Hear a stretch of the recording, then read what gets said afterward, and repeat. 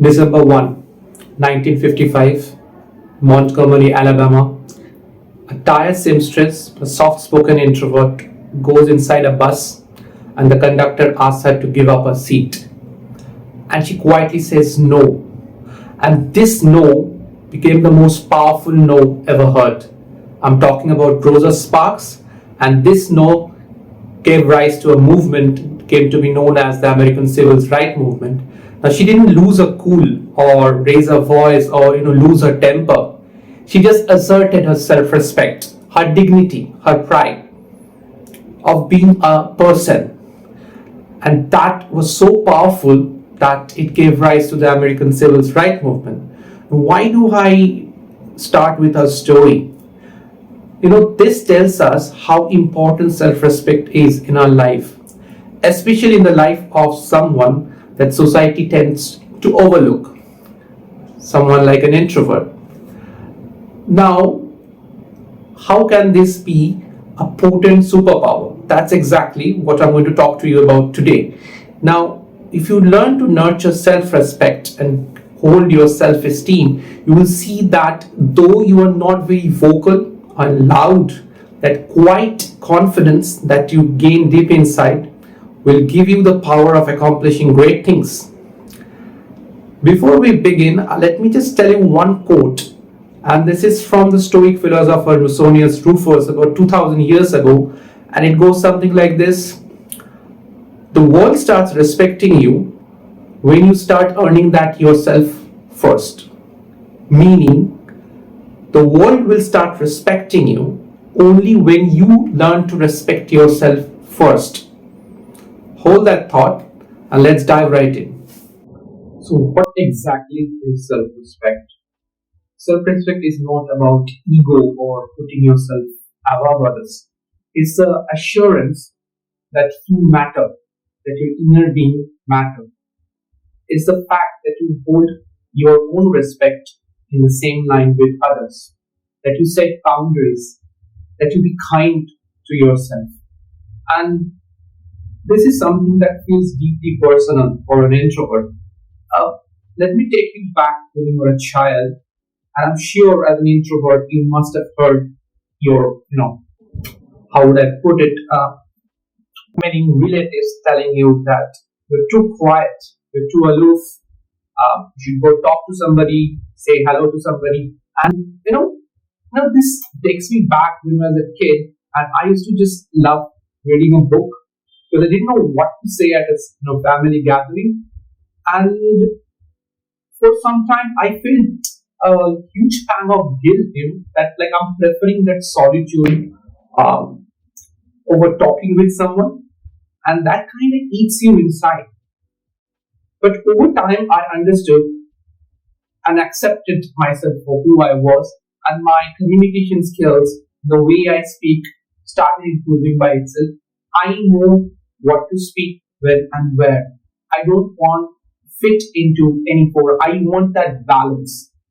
Especially in the world of today when AI is taking over, you crave that balance, that quiet.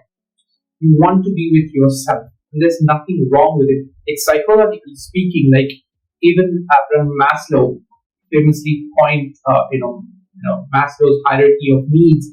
Like after your shelter, food, and sense of belonging is met, then comes actualization. Now, even then, a higher form of respect in that actualization means that a deep form of craving for self-respect. And there's nothing wrong about it. That's how psychologically we are wired. So self-respect is about finding that balance. It's like saying your needs are valued, so are mine. What you are saying matter, but what I am doing also matter. So that balance is key.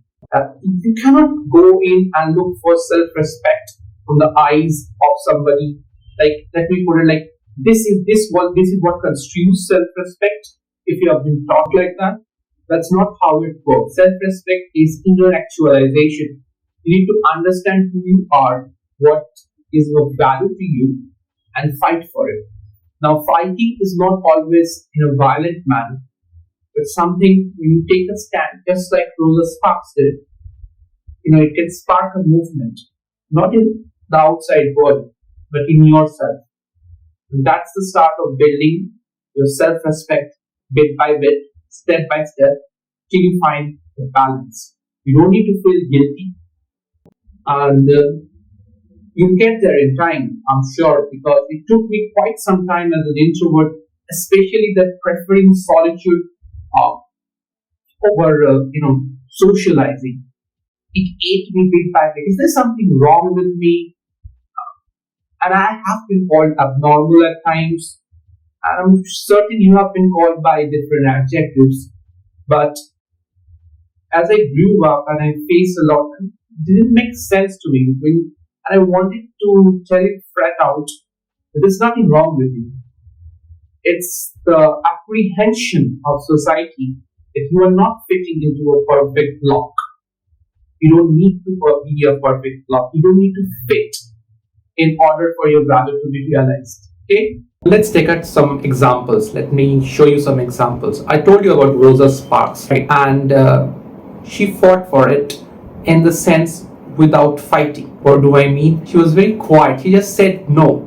A trial began on her, and when she was interviewed, she just said, I was not tired, but I was just tired of giving in, tired of being made to feel that I'm less than others. And she just wanted to stand up for herself. And this is not selfish. Sometimes I've heard a lot of times that you are being selfish. It's not being selfish. Having self-respect as an introvert means I will not warp myself or shrink myself based on the opinion of others. I matter, you matter, but I'll not go down not defending what I truly believe in. Let's take other examples for the matter. In Indian culture, we believe in swabhiman or self-respect, dignity. There's tons of examples. Take B.R. Ambedkar. He was an Indian scholar from a marginalized community who fought for the Dalits. Maybe Eleanor Roosevelt, who was an introspective person but became a formidable voice for human rights. Even Albert Einstein said that his penchant for solitude is something that sparked a lot of ideas in his mind. And this you will see throughout. Nikola Tesla, Newton, even Elon Musk is somebody who suffers from Asperger's. And I don't want to go into what he does and all, but he's definitely someone who has made a mark in this world. So you see, self-respect is not selfish. And remember Jung's word that introverts tend to feed from within. Like if I go out and socialize, and when I come back after 1 hour or 2 hours, if I don't like a conversation or I'm forcing myself to fit in, I still want to go back home. And when I come home, I can't be exhausted. Like sometimes I remember growing up, it's not blaming your parents, it's like I am going through a phase of depression where I'm not liking something, my mood swings or whatever. And my parents would tell me, why don't you go outside with your friends, hang out with your friends and all. Now that's advice that will work wonders if you're an extrovert, but it was very painful for me to even hear it. If I go out, I would not want to be as vocal. It's very hard for an introvert to be vocal about the thoughts. They will ruminate over it, come to terms with it. Now an introvert can also be vocal with a person that he or she gels with. Like with my wife or with my best friend, I can speak for hours at a time, because those little gossip or talks and small talks, that energize people, that get me down. I want to talk of something that brings substance into the conversation. And as I grew up, the more I went into and did my business actually taught me more about what I am, who I am, and what I want to be. And I stopped blaming myself for making choices.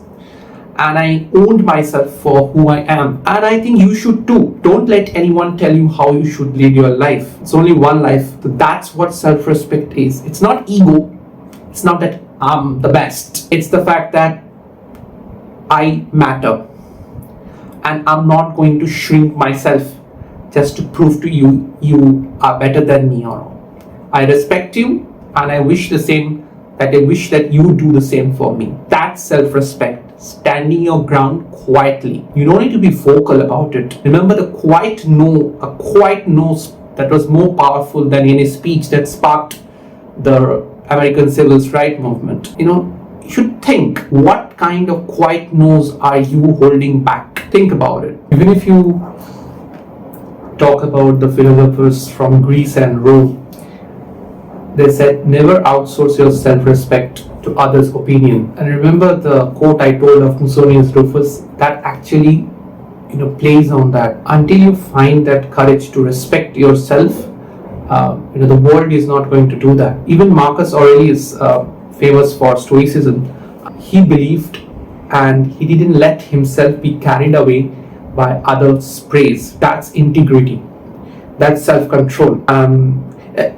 In Indian philosophy and teachings, there is a wonderful concept of self-respect called Atma, and it goes something like this: that Atma is connected to the divine, and until and unless you respect the divine, you don't respect yourself. Meaning, start respecting yourself if you want to respecting the divine, the gods, or in turn the world in itself. And it's very hard to get a wrap on this, and think of yourself, paint yourself as something from the divine, not any egotistical kind of a way, but something practice. Tell yourself you're good enough. Go to the mirror and tell yourself, my thoughts matter, I matter, what I'm saying matter. This is something I wish I did in my childhood. There are so many cases where I stuttered a lot.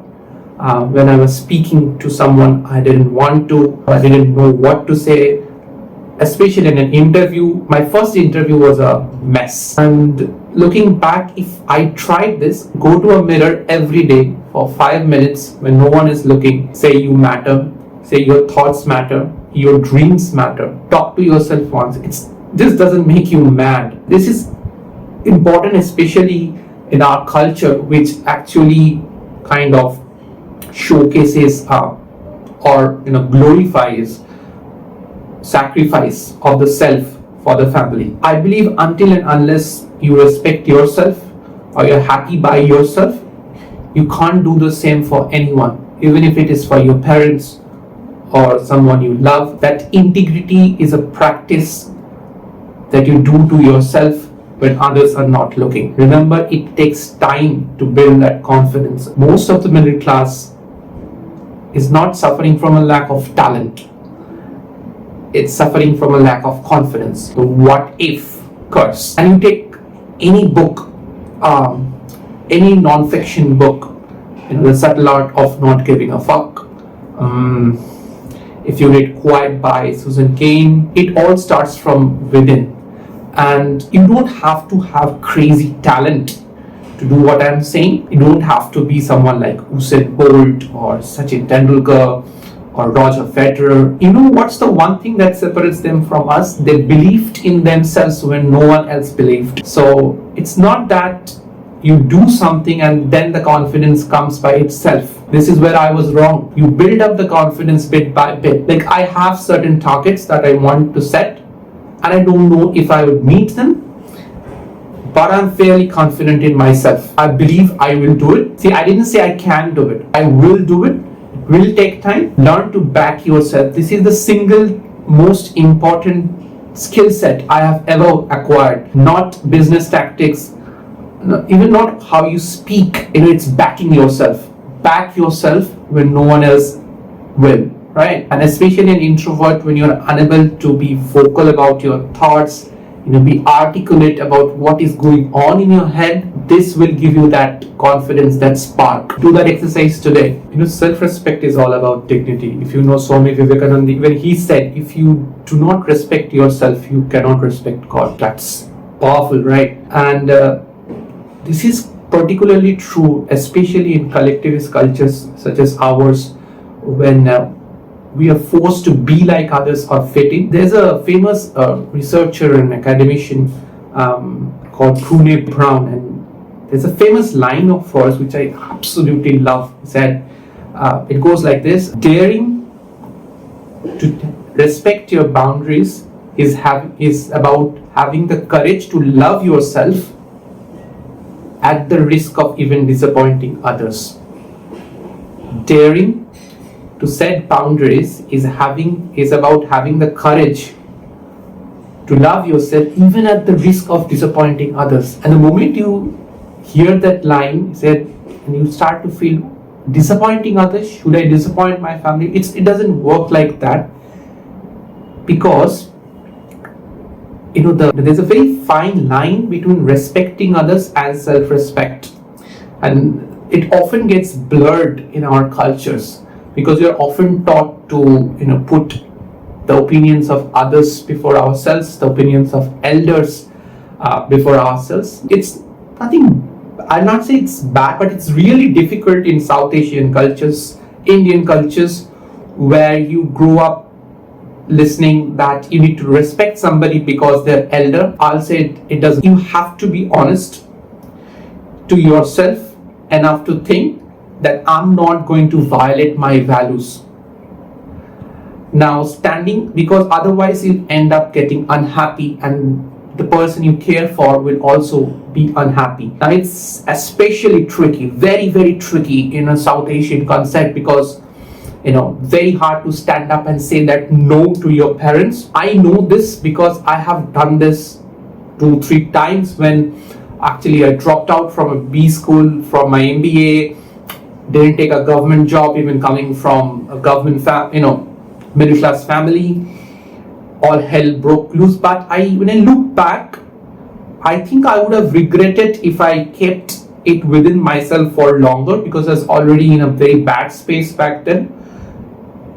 Coming out to your parents to say that this is not, I want to choose a creative career and I don't want to go into this, was very, very, very difficult. And they did not understand at first. And with time, when they see I was happy and I was making progress, after 2 years, my mom called me and said, I still don't understand what you do. I remember this, it was 15th August on the Independence Day of India, and she said, I don't understand what you do, but I'm very proud of you. That came after a long fight. And my whole world lit up on that day, because at the beginning they wouldn't come to terms with what I was doing in my professional life, like being an entrepreneur, starting a business. And this is actually frowned upon in middle class circuits. Choose a job, choose the thing that is risk-free. If I chose that risk-free life, I don't think so I'll be here today. There are certain tenets of myself that I understood, and I'm glad I understood it back then, back in 2017. The type of life I want, the type of life I, would dream about. Don't regret it one bit. Find that courage. If you don't respect yourself, you'll not be happy, and the world wouldn't. Just like I told again of Musonius Rufus, the world will not respect you unless you learn to respect yourself. In a weird way, that is actually what happened with me in my life. Emotional, but that's exactly how it was for me. And I wish you learn to say that no or yes in situations which do matter, even if it is to your parents or elders or your sister or your brother, to your partner. Be honest. Trust me, you will do a great service to yourself. Let's talk about introverts with another line of challenge. I'm talking about autism, Asperger's, dyslexia. I'm someone who has Asperger's. So yeah, it's tough. I actually came to come to know more about how an introvert functions when I met my wife, and she told me growing up, she had similar kind of experiences. She couldn't fit into the competitive world of exams as such as in India and Southeast Asian context. She was reasonably good, but she never quite fit in. She was termed as lazy. She wouldn't amount to much. She often cried to herself, and but the creative side in her was always there. She wrote poetry, she loved reading books, and what really mattered was her to understand that it is good enough, that your rhythm is not going to match the world's rhythm. You just have to be okay with it.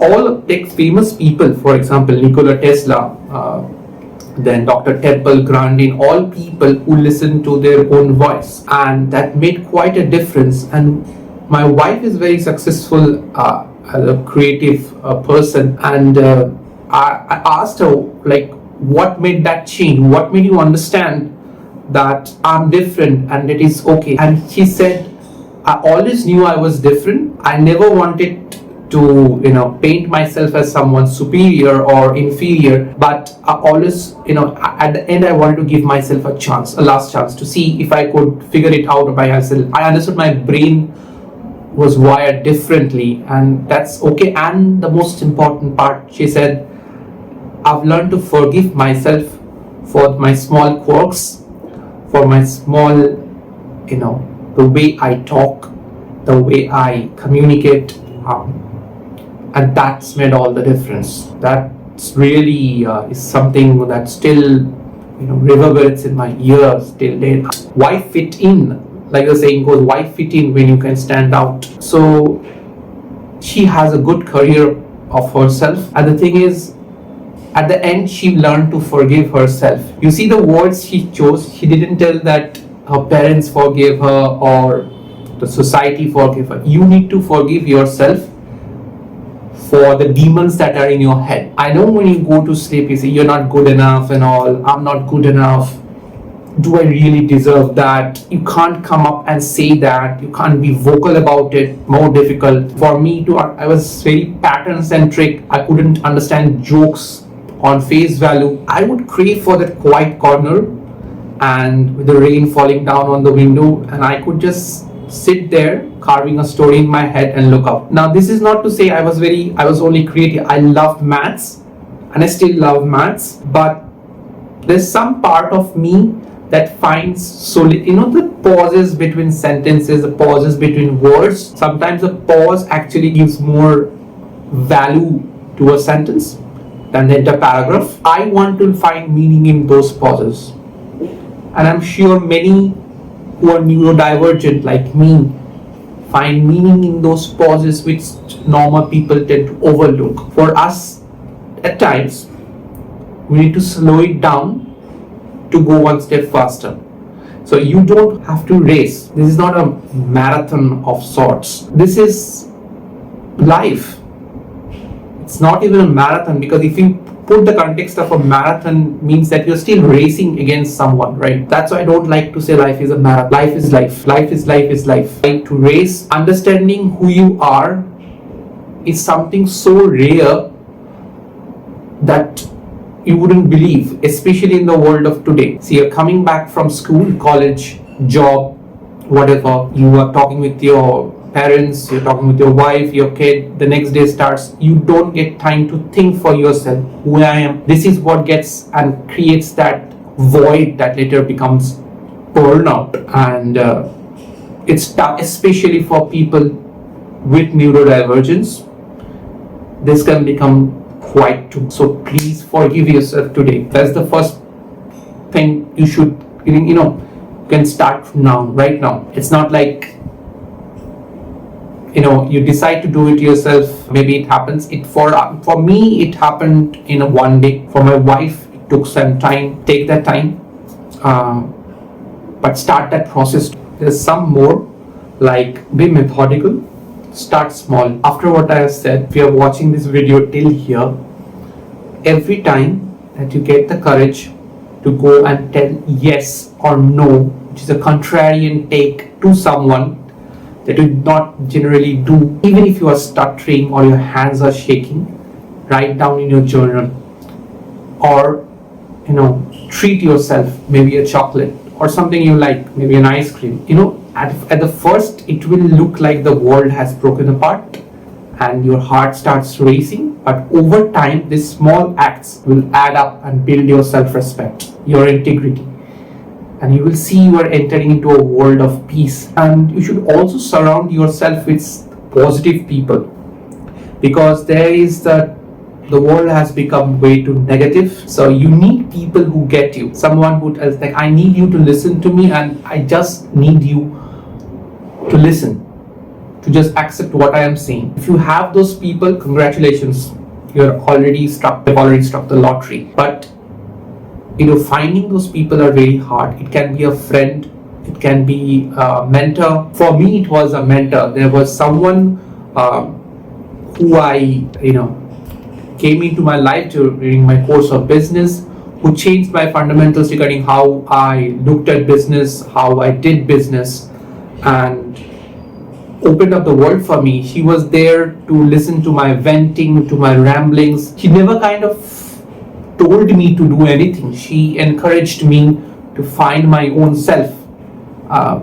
through her words. And that actually, to be honest, it created a huge sense of that a cosm of confidence whenever I had a word with her. Now this can be your parent or a teacher or a friend or a brother or a sister, but this is important. Surround yourself with positive people, and people who get you because they truly care. It can be one person, and that one person's conversation can create that wildfire inside you that you really need. And it will not be easy at first, but go out in the world and make mistakes, in the sense, if you want to say something, go say it. Make mistakes, make a mess about yourself. Very difficult to do it. That's the only way I came out of my shell to myself. Like, I went, had conversations, and I blurted out stuff that was never meant to be. And I was like, what the F came out of my mouth? The more I did it, the more I forgave myself, the more I came to know, the more this went on being better. You don't have to be perfect, all at once. It will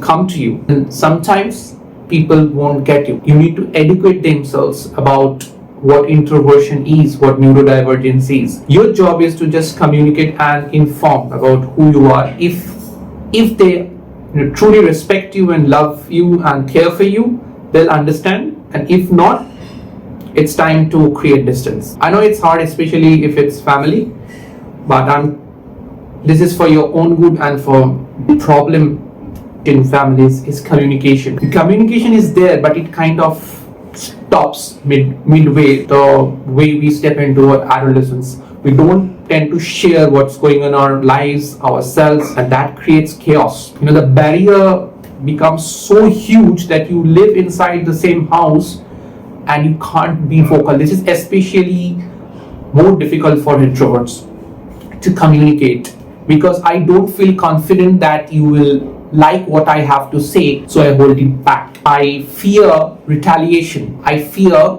you would go for my life or chide me or put me down, so I'd rather hold it within.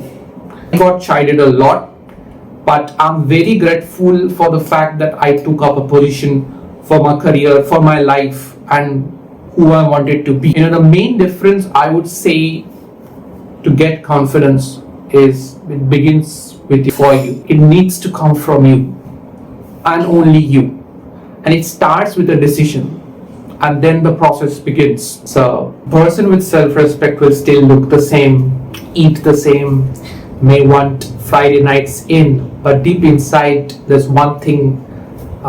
Even it can happen for an extrovert as well. If you have self-respect, life feels different. Criticism from every counter, no matter what you do, it doesn't matter. It's like a wall. It's like a kind of shield that you have around yourself, because you know who you are and have clarity regarding that. So start today. And if this video resonated with you in any way, if you are a neurodivergent person, if you are an ASP, if you have ADHD, if you are an introvert that struggles with self-esteem, I'd love to hear about your experiences. And if this really struck a chord, if you could like and subscribe my channel, I create fresh videos based on my experiences regarding introversion and how I overcame small tenets in my life to be where I am right now, running my content marketing agency for more than 7-8 years, and how I function and what difficulties I face along the way. That's what I intend to do, and I'd love you to be a part of that so that we could grow together. I'll learn a lot from you, and maybe you could learn something from me as well, if I am capable of it, of course. But start today. Start respecting yourself. Start forgiving yourself bit by bit, step by step. See you on the next video.